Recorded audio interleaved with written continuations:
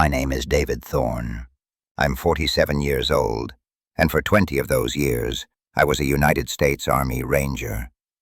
When I retired, I came back home to Kentucky, to the hills and forests that I knew better than any place on earth. I started a small business, a wilderness guide service. I took people out, taught them tracking, survival, how to respect the woods. I felt more at home out there, miles from any road, than I ever did in a city. The woods had rules. They were logical, predictable. I was wrong. What I'm about to tell you isn't a story I enjoy telling. I've told it once to the authorities, and they wrote me off as a man suffering from post-traumatic stress, hallucinating in the wake of a tragic accident. They have their tidy report, a bear attack, case closed. But I know what I saw.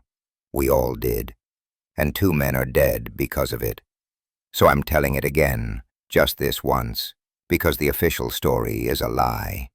And that lie will get more people killed. It was late October, a few years back.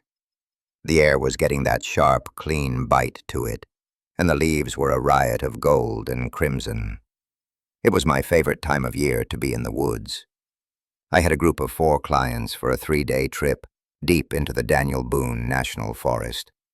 It was a rugged, remote section, a good 20 miles from the nearest paved road. We parked the trucks at the end of an old logging trail and packed in from there. My friend and partner, Jake Miller, was with me. Jake and I had been hunting and tracking together since we were kids. He was as comfortable in the wild as a buck deer. Solid, quiet, and observant. You couldn't ask for a better man to have your back. The clients were a mixed bag. There was Corey, a young man in his late 20s, ex-Marine. He was squared away, fit, and carried himself with a quiet confidence. He'd signed up for the advanced survival course. Then there was a couple, Megan and Alyssa. They were from the city, nice people but green. This was their first real backcountry experience, a gift Alyssa had gotten for Megan's birthday. And finally, there was Brian. Brian was Jake's brother-in-law, a real estate agent from Lexington. He was loud, full of jokes, and clearly out of his element. He treated the whole thing like a big adventure weekend, a story to tell his buddies back at the office. The first day was perfect. We hiked about 8 miles in, found a great spot to make camp by a clear, fast-running creek. I went over the basics with Megan and Alyssa: fire building, water purification, setting up a secure camp. Corey was already proficient. Brian mostly cracked jokes and complained about the weight of his pack. Jake and I scouted the perimeter, checking for game trails and any signs of predators, standard procedure. We found some black bear scat, a few days old, but nothing that caused any concern. It was their home, after all. We were just visitors. That evening, we sat around the fire, eating freeze-dried meals that Brian swore tasted like cardboard. He made a big show of pulling a flask from his jacket. A little something to improve the flavor, he'd said with a wink. I didn't approve of alcohol on these trips, but he was Jake's family, so I let it slide with a warning to take it easy. The mood was light. The stars were coming out, a brilliant cold canopy above the trees. It was peaceful. It was the last time any of us would feel that way. The first sign that something was wrong came the next morning. Jake and I were up before dawn, getting the coffee started. We'd planned a long hike for the day, to a ridge that offered a panoramic view of the whole valley.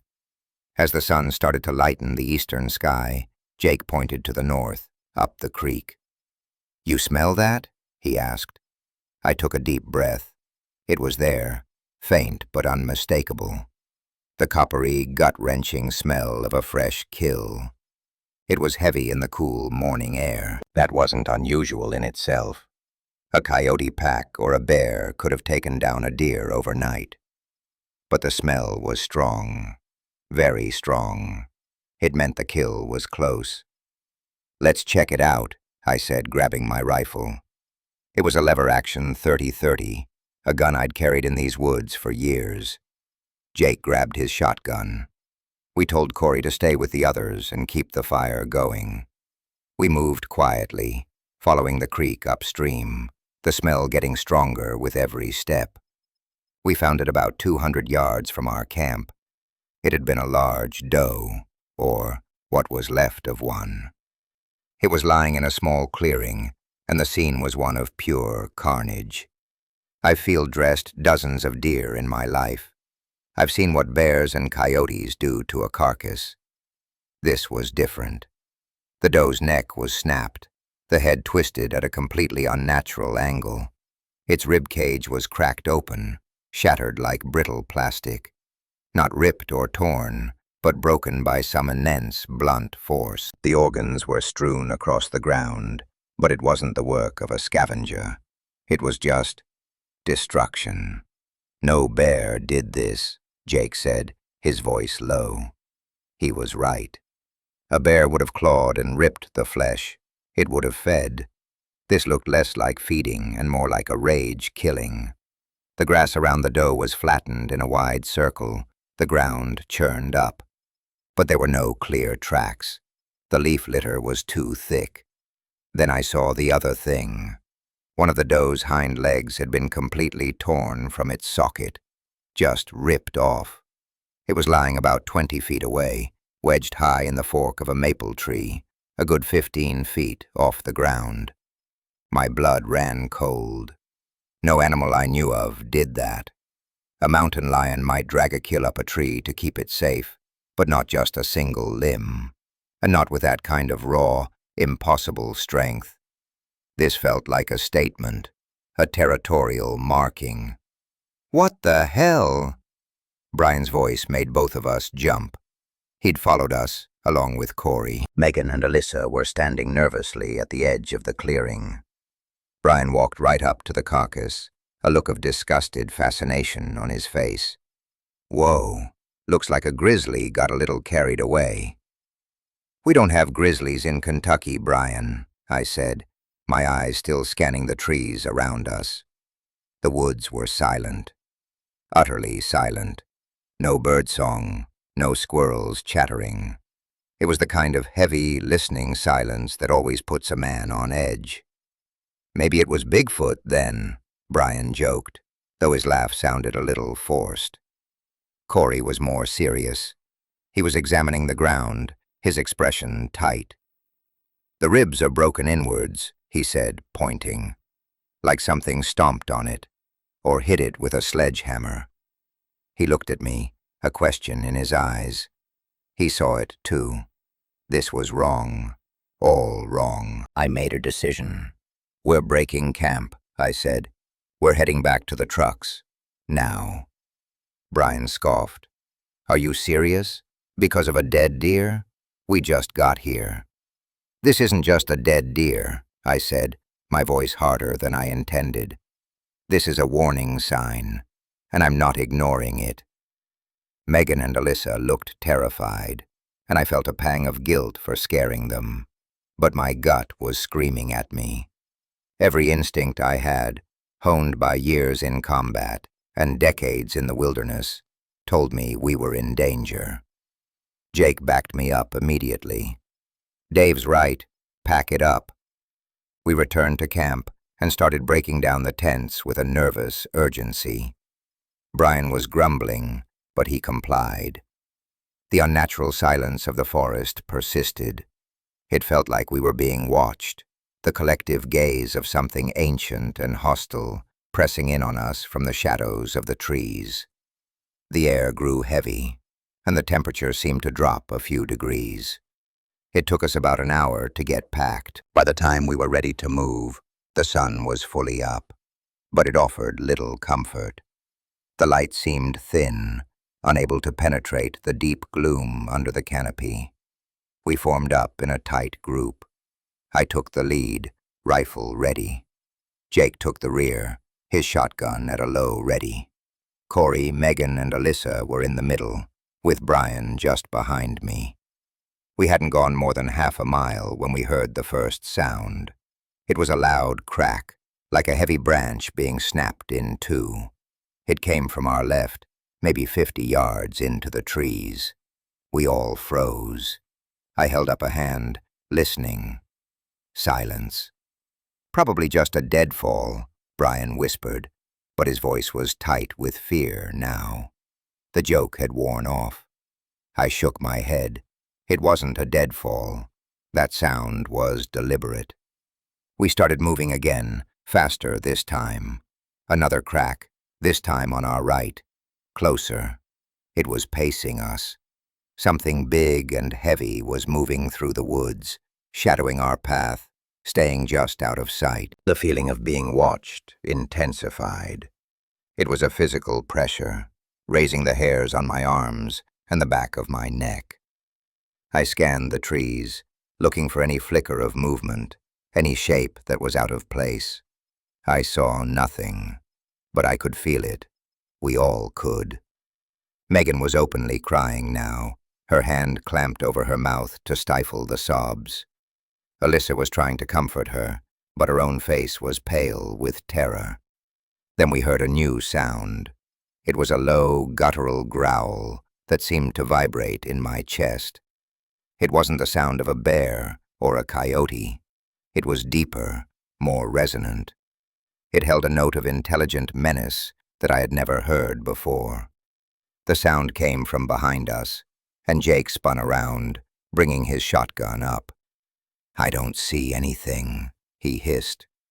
The growl came again, this time from ahead of us, off the trail. It was toying with us, hurting us. My mind raced, trying to process what was happening. What kind of animal hunts like this? What were we dealing with? The rational explanations were evaporating one by one, leaving behind a cold, terrifying void. We kept moving, practically jogging now. The trail was narrow and winding, and the fear of an ambush from either side was overwhelming. Then, up ahead, I saw something that made me stop dead. Lying in the middle of the path was a skull. A deer skull, bleached white by the sun. Placed directly on top of it was a single black crow's feather. It was a deliberate arrangement, a symbol. This wasn't an animal. Not in any way I understood. Animals don't create effigies. This was intelligent. This was a message. "What is that?" Alyssa whispered, her voice trembling. Before I could answer, a rock the size of my fist slammed into a tree trunk, just inches from my head. It hit with a sickening thud, showering my face with splinters of bark. I ducked instinctively, pulling Brian down with me. Everyone hit the dirt. "Get down! Get down!" Corey yelled, pulling Megan and Alyssa behind a thick oak tree. Another rock flew out of the woods, then another. They were being thrown with incredible force and accuracy. This confirmed it. We were being hunted by something that could think, plan, and use tools. The last vestiges of my rational worldview crumbled into dust. "We have to move," I yelled, my voice strained. "We can't stay here. It's trying to pin us down." Jake laid down a blast from his shotgun into the trees where the rocks were coming from. The roar of the 12-gauge was deafening, but it was answered only by an unearthly howl. It was a sound of rage and pain, a mix of a wolf's howl and a man's scream. It was a sound that will haunt my nightmares until the day I die. That sound broke our paralysis. We scrambled to our feet and ran. We abandoned the trail, plunging blindly into the dense undergrowth, driven by pure, primal terror. Branches whipped at our faces, thorns tore at our clothes and skin, but we didn't slow down. Behind us, we could hear it crashing through the woods, keeping pace with us easily. It was fast, unbelievably fast. We ran for what felt like an eternity, our lungs burning, our legs screaming in protest. Finally, we stumbled into a small clearing dominated by a massive rock outcropping, almost a small cliff. At its base was a shallow cave, more of a deep overhang than a true cavern. "In there," I gasped, shoving the others toward it. "Get in!" We piled into the shallow cave, pressing ourselves against the cold, damp rock at the back. It wasn't much, but it offered us solid rock at our backs and on 3 sides. The only way in was through the front. We had a defensible position. Jake and I took up positions at the mouth of the cave, weapons pointed out. Corey crouched beside us, his own handgun drawn.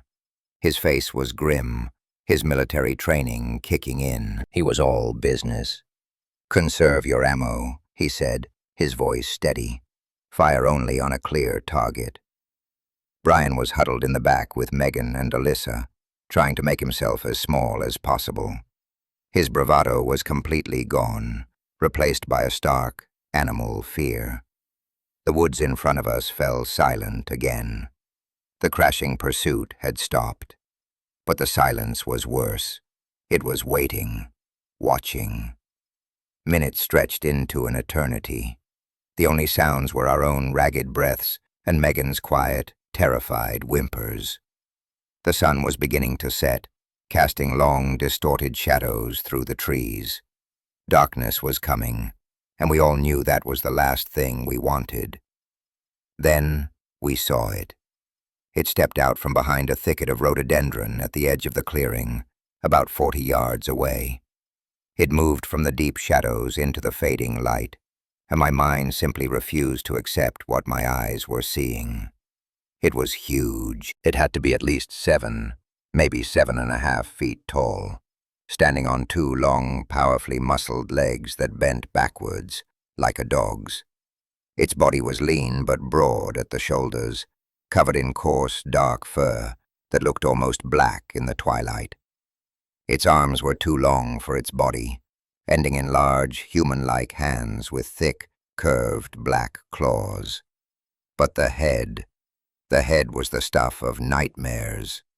It was the head of a massive wolf, or a timber wolf, with a long canine snout, powerful jaws, and pointed ears that twitched, sampling the air.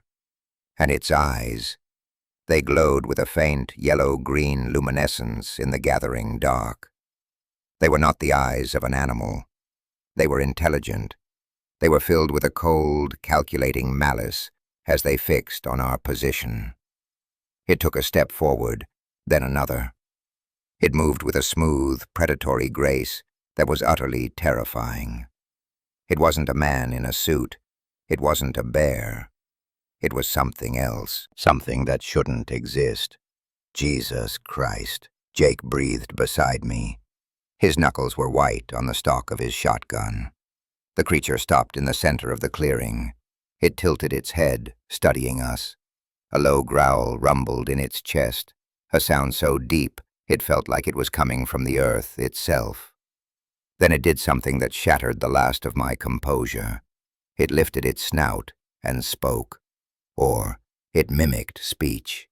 A garbled, guttural sound came from its throat, a twisted mockery of a human voice. "Come out," it rasped. It sounded like gravel being ground together. Megan screamed, a raw, high-pitched sound of pure horror. The creature reacted to her scream. Its lips, black and leathery, peeled back from its teeth. The fangs were long, yellowed, and sharp as daggers. It let out another of those soul-shaking howls, and charged. It covered the 40 yards in seconds. It was a blur of black fur and malevolent purpose. "Fire!" I screamed, and the mouth of our small cave erupted in a cacophony of gunfire. I squeezed the trigger of my .30-30, the buckhorn sights centered on its chest. The rifle kicked hard against my shoulder. I saw the bullet strike home, saw a spray of dark fluid and fur fly from its shoulder. It staggered, roared in pain, but it didn't stop. Jake's shotgun boomed, sending a load of buckshot into its leg. Corey's handgun cracked repeatedly. The creature was hit multiple times, yet it barely slowed. It crashed into the entrance of our shelter with the force of a freight train. It swiped with one of its long arms. The claws, thick as pencils, raked across the rock face, sending sparks flying. It was trying to get at us, but the opening was just narrow enough to keep its broad shoulders out. It snarled in frustration, its hot, foul breath washing over us. It smelled like rotten meat and wet earth. It drew back and slammed its shoulder into the rock, trying to widen the opening. The whole outcropping seemed to shudder with the impact. Dust and small pebbles rained down from the ceiling of the overhang. "Keep firing!" Corey yelled. We were all shooting, the noise and muzzle flashes turning our small shelter into a chaotic hell. The creature recoiled from the barrage, but it was just buying us seconds. It was impossibly strong, impossibly resilient. Then Brian did something stupid. Panicked and desperate, he broke from the back of the cave and tried to make a run for it, out the other side of the opening. "I can't stay here," he screamed, his eyes wide with madness. "Brian, no!" Jake yelled, reaching for him, but he was too late. Brian scrambled out into the clearing. He got maybe 10 feet before the creature spun around. It moved with a speed that defied its size. One long arm shot out and caught Brian across the back. I heard a sickening crack, the sound of his spine snapping. He went down without a sound, a limp doll tossed aside. The creature stood over him, its massive form silhouetted against the last of the dying light.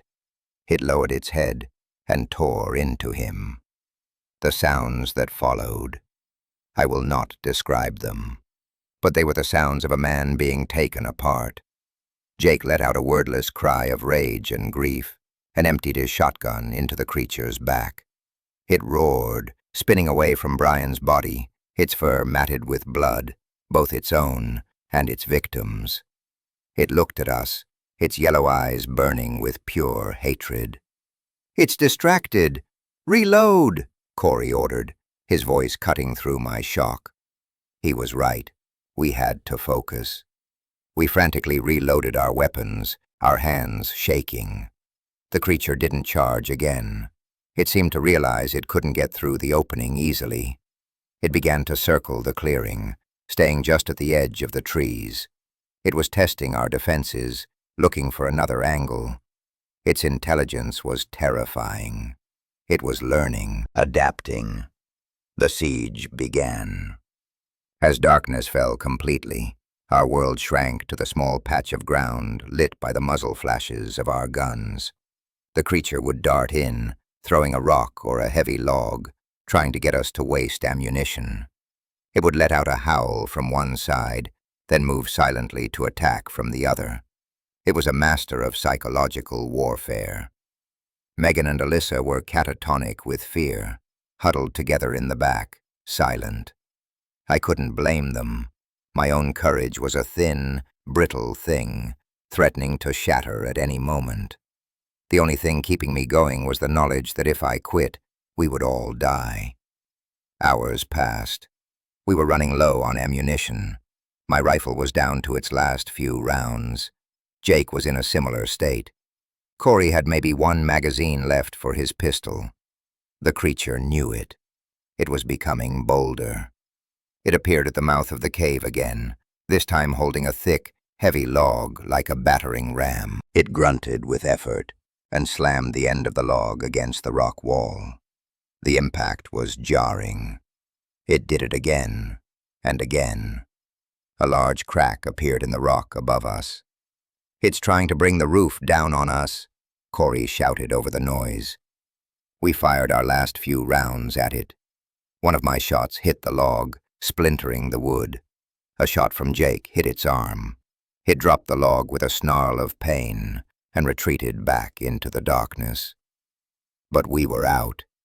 We were defenseless. "That's it," Jake said, his voice hollow. "I'm empty." "Me too," I admitted. Corey ejected his empty magazine, his face a grim mask. We waited in the suffocating silence, armed with nothing but knives and desperation. We could hear it out there, breathing. A heavy, rasping sound, like a bellows. It was waiting for us to make a move, waiting for us to break. Then Corey did something I will never forget. He looked at me, his eyes clear and calm in the gloom. "Get them out of here," he said. "When I make my move, you run. Don't stop. Don't look back. Just run."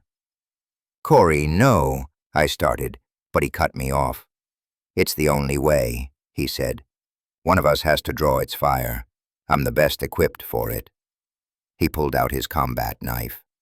"I'll give you a head start. Now go." Before I could argue, he took a deep breath, let out a war cry that would have done his Marine ancestors proud, and charged out of the cave. He ran straight into the darkness, knife held high. The creature was clearly surprised. It let out a guttural roar, and we heard the sounds of a brief, brutal struggle. A scream, cut short, and then silence. "Now, David, go!" Jake yelled, grabbing my arm and pulling me to my feet. He herded Megan and Alyssa out of the cave. "Run!" And we ran.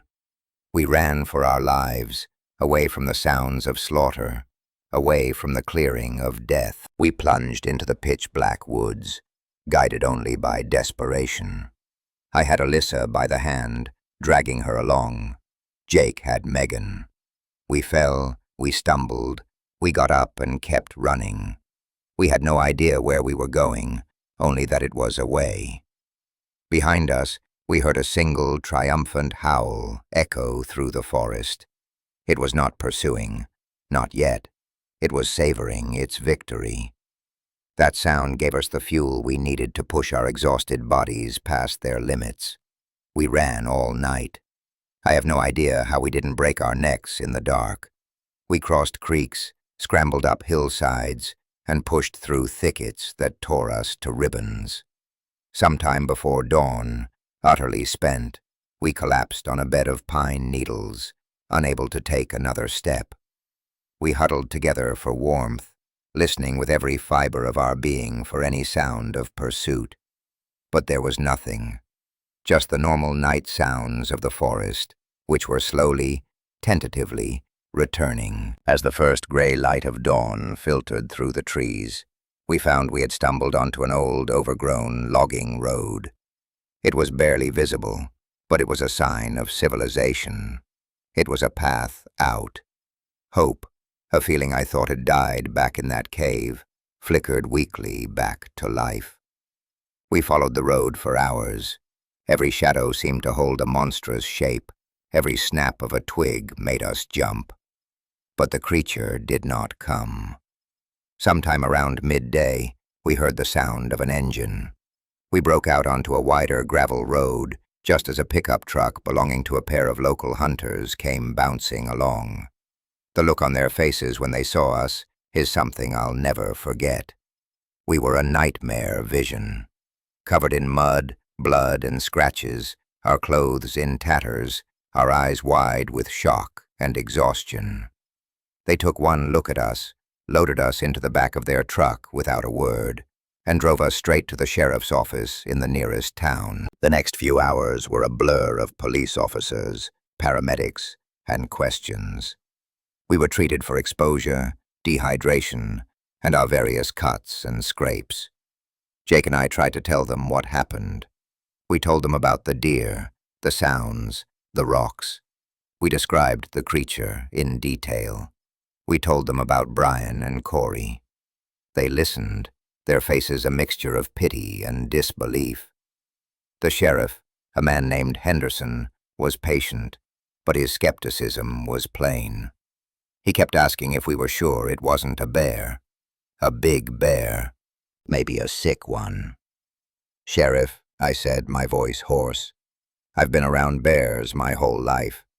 I was a ranger for 20 years. I know what a bear looks like. I know what a bear can do. That was not a bear." He just nodded slowly, writing in his little notebook. "Son, you've been through a major trauma. The mind can play tricks on you in a situation like that. Fear and darkness can make you see things." They sent a search party out that afternoon, guided by the hunters who found us. They were gone for the better part of 2 days. When they came back, their official report was exactly what I expected. They found our campsite. They found the clearing with the rock outcropping. They found Brian's body. What was left of it? The coroner ruled the cause of death as an animal attack, consistent with a large black bear. They found Corey's knife, but they never found him. He was listed as missing, presumed to have been dragged off by the same animal. They found our spent shell casings. They found the deep gouges in the rock. But they found no tracks that didn't belong to a known animal. No fur, no blood, nothing that could corroborate our story.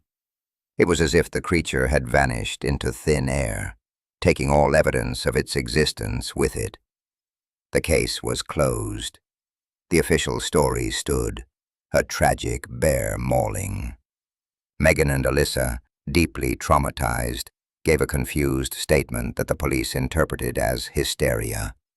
They just wanted to go home, to forget. Jake backed my story, but he was Brian's brother-in-law. They saw his testimony as colored by grief. I was the experienced guide, the one responsible. They put me down as an unreliable witness, likely suffering from PTSD from my military service, triggered by the stress of the event. My credibility was shot.